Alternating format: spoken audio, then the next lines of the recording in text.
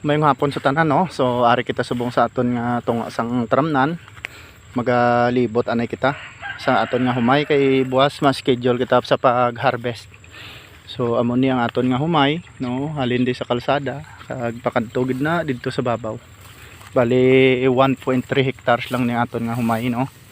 Sang first crop nato nakaani kita sang 205 sacks ang nakuha naton sang first crop. So tan-awon lang naton sini nga second crop nato no. Tani maga tagaan pagid kita sang nami nga patubason. Miskin hindi lang niya malabot ang first crop niya nga harvest nga ano niya ang ani, miskin paano may makuha kita miskin jotay lang. So buwas naman ang schedule sang iyang pag-harvest no. So makita nato ang iyang bunga hara. Medyo okay man ang iyang bunga. Kag tani kaluyan lang.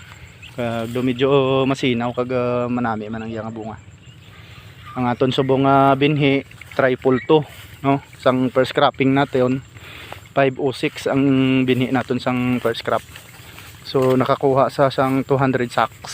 Subong triple 2 tan-awon lang naton kung makalabot siya sang 150 sacks. Kaya daw medyo piripigado gawa subong ang iyang bunga. Pero medyo makikita mo medyo damol man siya. So tanawon lang nato ang ihatag sang Ginoo sa aton boss no. Kagkaluyan lang. Nga asta pa na dito sa ano sa may ibabaw. So liboto naton subong hapon kay para buwas ready to harvest na. Medyo ano na gid, pula na gid siya. Harang niya mga bunga no. So maghalin dito sa kalsada, matabok diri sa kanal, no, aring kanal niya. May ari pa na diri sa babaw. Amo ni ang aton nga kalapadan no. Hasta na dito sa babaw ang iyang kalapadan. So amo ni ang iyang bunga ara. Makita naton nga daw medyo sarama man no.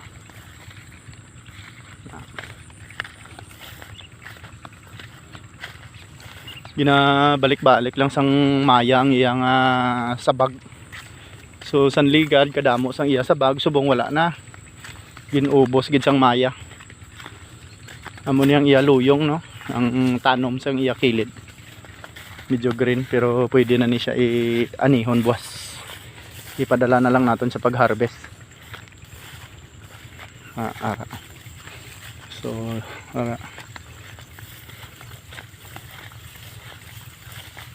So ang aton nga tupad dire medyo green, madali na niyang iya. Nauna lang kita dire sang duha ka semana. So ari siguro iya makuha man ni siguro mga Domingo. Buwas Miyerkules. Sa Miyerkules hasta Domingo makuha man ni siguro ang iya sa tupad sang aton nga karamnan.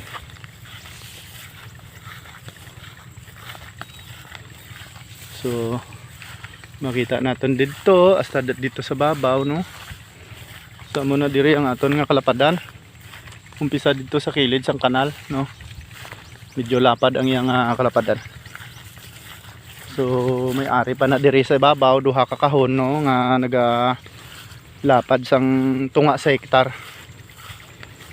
Ang iyang lapad. Ara na di.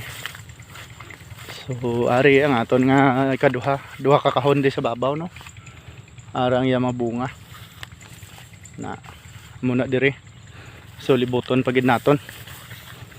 Amo ni ang iyang duha ka kahon no. Ara. So kanami sang adlaw nga nagapanago na siya.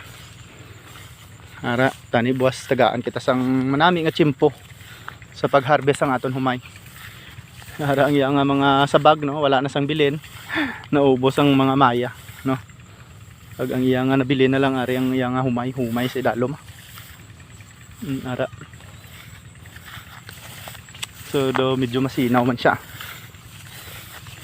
May ara man kita nga hindi malikawan gid no, nga ginakaon sang aton nga mga amigo. Mga ilaga pero wala ko sila gin tagaan sang hilo.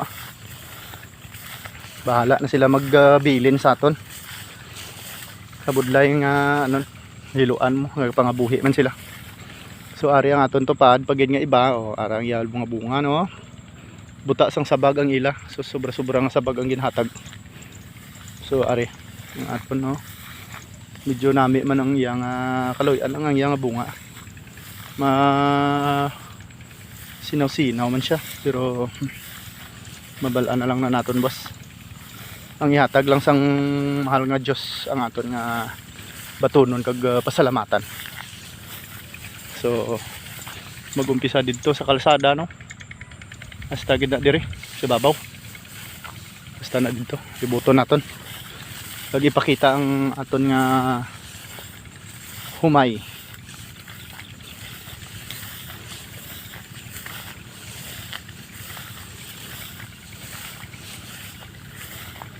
So makita man nato ng iyang bunga, medyo green. Ang iyang mga sabag sang una, damo niyang iya sabag pero subong wala na. Ginkuha na sang mga maya. Siguro nagutoman sila. Pinanglan man nila mag kaon-kaon sang turokon nila.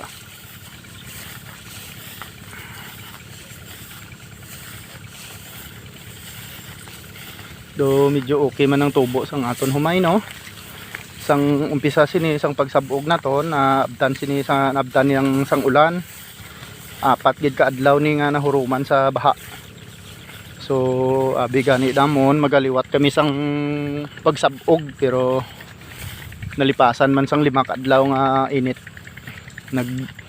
Nami man ang iya nga tubo no. Kag wala siya sang rulumban. Ara ang iya mga bunga no. Bigid namon sini maliwat kami pero kaluyan lang sa mahal nga Dios. Nagnami pa ang iya nga tubo. So nga aton dito pad, medyo alang-alang pa siya. Nagadara pa lang siya sang bunga. Iyan na ni sang hibyok no. Ato, ara ang hibyok. Puro.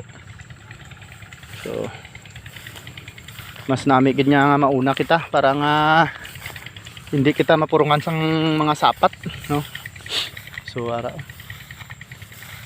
So may ugto-ugto pa nga nagabantay sa aton humay. Wala. Basta dito sa puro no. Ara yang no.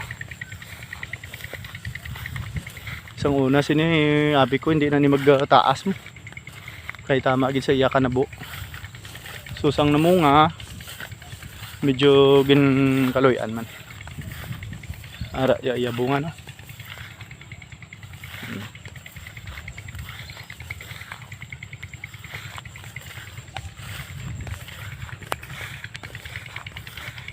Masinaw man ang iya bunga.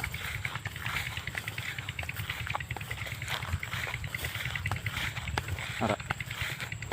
So nagabawi-bawi man siya sang jutay. Sang una ni buta ni siya sang hilamon no.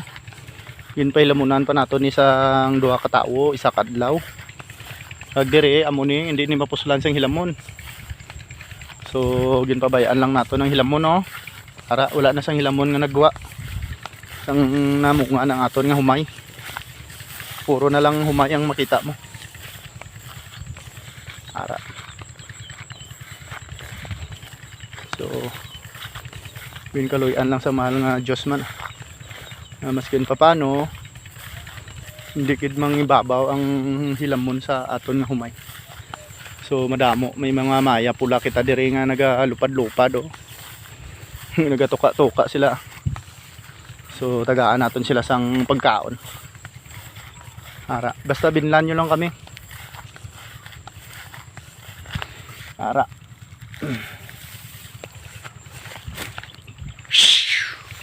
Oh! Ito na. Lupad din sila. Oh! Oh! Oh! Oh!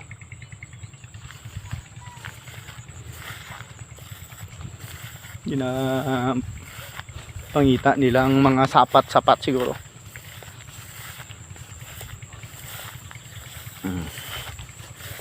So ang aton pa diri nami man iya lang tramnan no, iya lang humayo.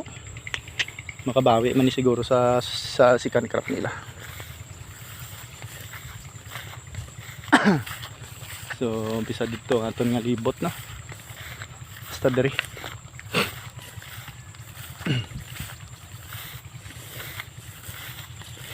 Makita man nato ng iyang bunga.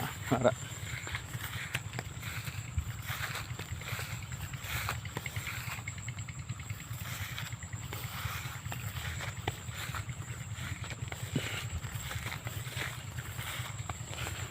So bali ano na 10 minutos na aton lakat sa paglibot no. So pabalik na kita dito sa kalsada. Ari nang ginlibot naton halin dito no, kalapadan naton. Astag na dito sa babaw. So ready to harvest na. Mayong hapon sa tananda no. Sa mga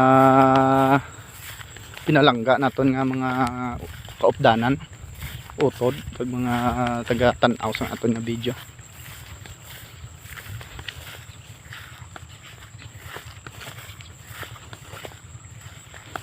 So ara makita nato ng adlaw no, medyo nagapanago na siya. Kay nagataakop na gid ang sirom subong. Ang oras sini alas 5:30 no. Medyo gapaamat-amat na sang dulom. Kaya dali na mag-aga kay birada ng harvester naton. So ara nga humanga bunga sang aton nga palay. Ara. Nagapadayaw sila no. Mga makakuha lang sang 150 medyo okay na ni. Kaloy-an ang sang mahal nga Diyos buwas. So ang aton tupad dire, ari patabok kita sa kanal no. May duha pa ni kakahon hasta dito sa karsada. Ang tupad nato naka-tripod na sila no. Ara. Mahingagaw sila tripod.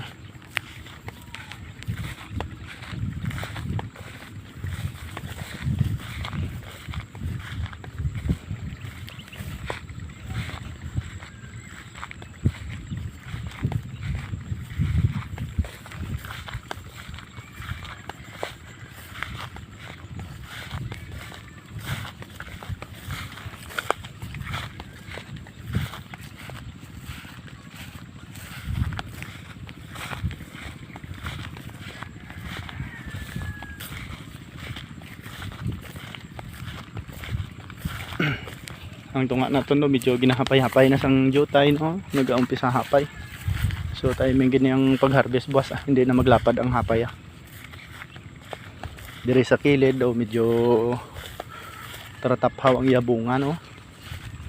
Ara pero maka ano man ni siguro. Kay dire ginaagyan gini isang tao per mim. Sa tunga na madamol man siya. Medyo tarataphaw lang ang iyang bunga sa isiya dire nga kahon. Dire nga pangilid no, sa tunga okay man. Duamo dire mga manok abi kung hapon. So dire na kita sa kilid no. Magababay na kita sa inyo. Kag salamat sa tanan. God bless kay Papa Jesus no, nga matagaan kita sang nami nga pag-ani buwas. So mayong hapon sa tanan kag God bless.